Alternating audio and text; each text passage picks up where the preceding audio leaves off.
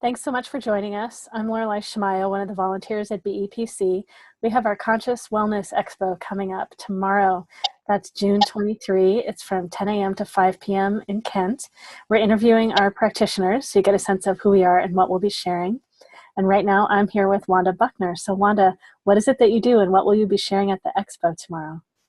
Oh, hi, Lorelei. This is actually my very first expo that I've ever done, and I am there to do animal communication. I talk to animals both alive and those who are in the other life of any species, and it's just as natural as I'm talking to you. And for people that come to you, do they bring animals with them? Do they have photos, or do they connect, they bring that animal to mind, to heart? And how do you go about connecting with them?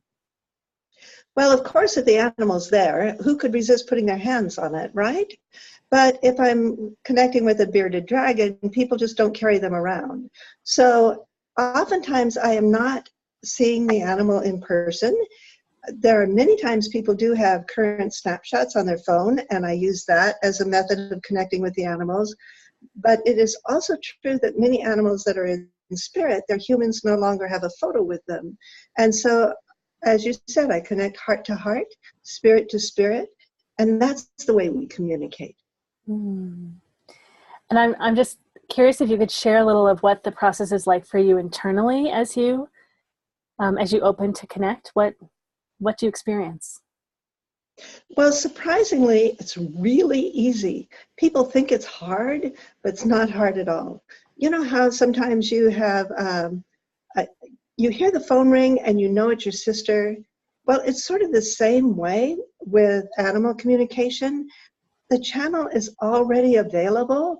And so when someone asks me about their animal, whether alive or deceased, it's like the phone rings. I say, oh, that's so-and-so. And I'm able to talk to them very easily and naturally. So people think that there's some great mystery or something. That's actually not true. Everyone has the ability to communicate with animals. We all communicate with our animals. What the difference is, most of us don't hear them, but it's possible to hear them. And it's very rewarding and satisfying. And how did you get started doing this work, and how did you come to specialize in animals? Well, it was sort of accidental, as a matter of fact. I was doing healing work. I'm certified in healing touch for animals, and I also do Reiki. And I was working very intensely with a lot of people, and I began to see things that I didn't believe in. I began to see angels. I began to see people's deceased parents. I began to hear whole conversations and see movies from their lives. And I went to my mentor and I said, there are things happening in that room that I don't believe in. And she said, well, now you do. And from there, I was working with a client and I saw that the animal she had brought to me, she had a past life with. And I mentioned that to her. Well, she never followed up with it, but I did. I began asking clients if they would like to find out if their animal were with them in a past life.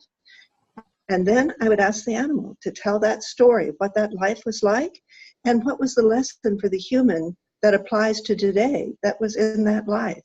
So it's been a fascinating journey that has revealed to me so much about how much our animals have to offer and what more there is beyond what we see in these beautiful, furry, cuddly bodies.